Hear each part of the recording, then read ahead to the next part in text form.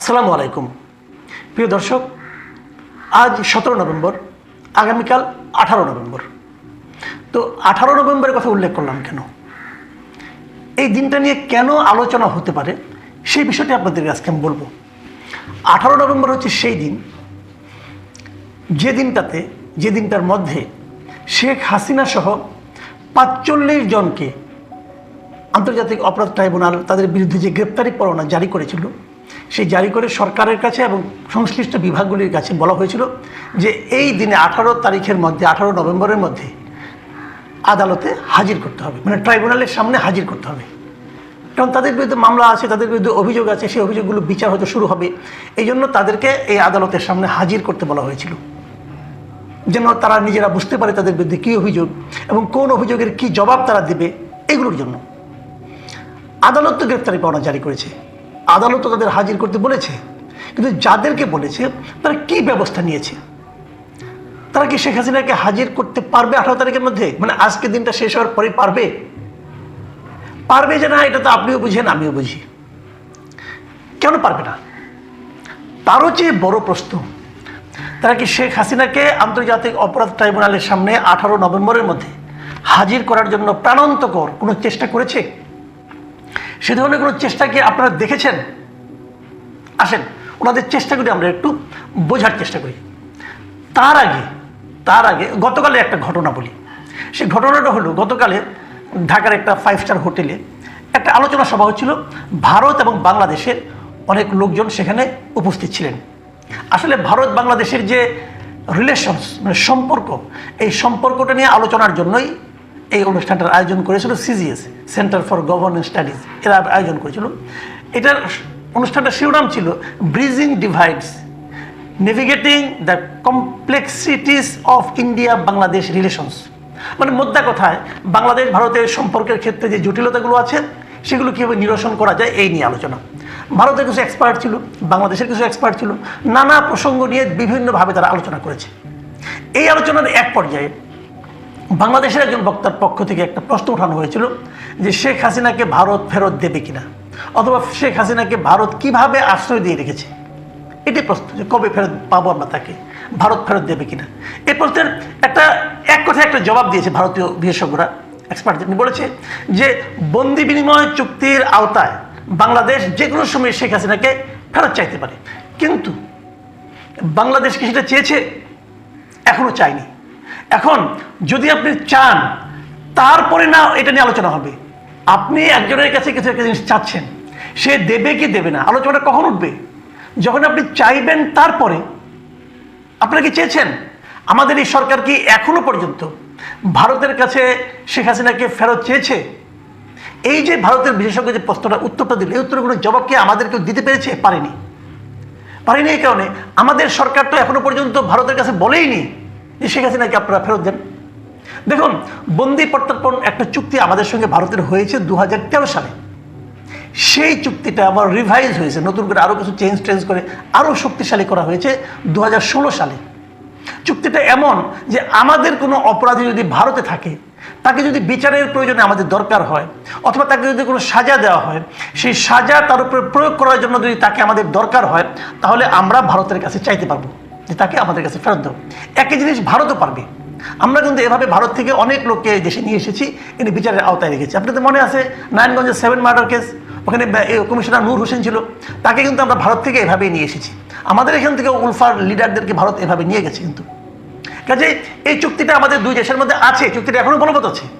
যতদিন এই চুক্তিটা বলবৎ আছে, আমরা তো ভারতের কাছে চাইতে পারি যে আমাদের একজন অপরাধী অথবা আমাদের একজন মামলার আসামি তোমার দেশে আছে, তাকে আমাদের আদালতের সম্মুখে হাজির করতে হবে, তোমরা তাকে ফেরত দাও। চাওয়ার পর ভারত কি বলে না বলে তার উপর তো আমার প্রতিক্রিয়া।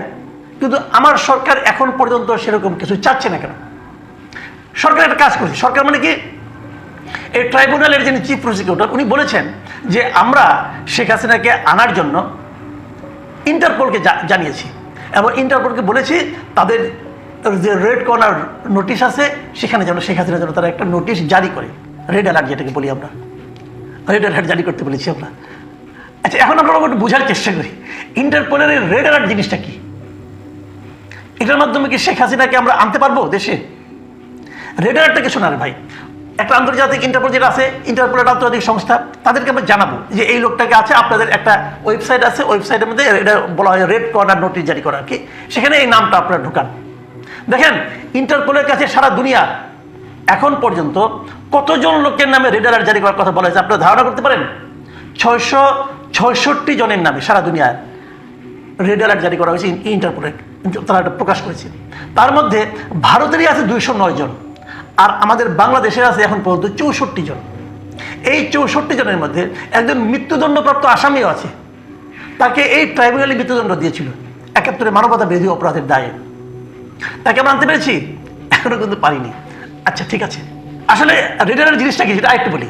রেড অ্যালার্টের অর্থ হলো যে অমুক লোক, তাকে আমাদের দরকার, তার বিরুদ্ধে মামলা আছে, ওয়ারেন্ট আছে, অথবা সে আসামি, তার বিরুদ্ধে রায় আছে, সেটা বাস্তবায়নের জন্য আপনারা ওই লোকটাকে আমাদেরকে খুঁজে পাঠান। এই প্রথমত তারা খুঁজবে লোকটা কোথায় আছে, খুঁজে তারা পাঠাবে আমাদেরকে। তো হাসিনাকে খোঁজার কি আছে? আচ্ছা আমি রেড অ্যালার্টের আরেকটা ঘটনা যেটা বলতে নিয়েছিলাম সেটা একটু বলেই নেই। আপনারা কি জানেন বিএনপি যে ভারপ্রাপ্ত চেয়ারম্যান তারেক রহমান, ওনার বিরুদ্ধেও কিন্তু রেড অ্যালার্ট জারি করা হয়েছিল। কে জারি করেছিল? হাসিনা সরকার জারি করেছিল। যে তারেক রহমান 21শে আগস্ট গ্রেনেড হামলা মামলার আসামি, দণ্ডপ্রাপ্ত আসামি, অতএব তার দণ্ড বাস্তবায়নের জন্য তাকে দেশে আনা দরকার, এই মর্মে তারা এই ইন্টারপোলকে বলেছিল রেড অ্যালার্ট জারি করার জন্য। সেটা 2015 সালের কথা। জারি করার পর তারপরে তারেক রহমানের যারা আইনজীবী আছে তারা এটা নিয়ে লড়াই করেছে যে ওনার বিরুদ্ধে রেড অ্যালার্ট জারি করা যেতে পারে না। এটা নিয়ে শুনানি হয়েছে, ইন্টারপোলে শুনানি হয়েছে, এবং ইন্টারপোলে শুনানি শুরু হওয়ার পর এটা 2016 সালের 14 মার্চ ইন্টারপোল এই রেড অ্যালার্টটা প্রত্যাহার করে নিয়েছে। ওই জন্য তারেক রহমানের বিরুদ্ধে রেড অ্যালার্ট প্রত্যাহার করে নেওয়া হলো, এটা রেড অ্যালার্ট হিসাবে থাকতে পারে না। তো যে জিনিসটা ইন্টারপোল প্রত্যাহার করে নিয়েছে, এখন শেখ হাসিনাটা কি প্রত্যাহার হতে পারে না? এটা হতে পারে। তারেক রহমানকে তো হাসিনা গভর্নমেন্ট মানে যাবজ্জীবন কারাদণ্ড প্রাপ্ত আসামি হিসেবে অবহিত করেছিল, বাংলাদেশের আদালতে বিচার হয়েছিল। শেখ হাসিনার বিরুদ্ধে বিচার এখনো হয়নি, বিচার শুরুই হয়নি। তো এটা তো ইন্টারপোলের কাছে আরও কম গুরুত্বপূর্ণ হবে। তাহলে কি হবে? এখন শেখ হাসিনার পক্ষে কেউ না কেউ যে সেটা মামলা করবে, শুনানি হবে, রেড অ্যালার্ট প্রত্যাহার হয়ে যাবে। এই কাজ হতে হতে 3 বছর 2 বছর লেগে যাবে। তাহলে এই সরকার কি আসলেই শেখ হাসিনাকে দেশে ফেরানোর ব্যাপারে আন্তরিক? আর রেড অ্যালার্টে কি করবে? তারা খুঁজে দেখবে কোন দেশে আছে। এটা তো খোঁজাখুঁজির কোনো দরকার নাই। ভারত তো একদিনের জন্য অস্বীকার করে নাই যে শেখ হাসিনা তাদের এখানে আছে। শেখ হাসিনা 5ই আগস্ট এই দেশ ছেড়ে চলে গেল।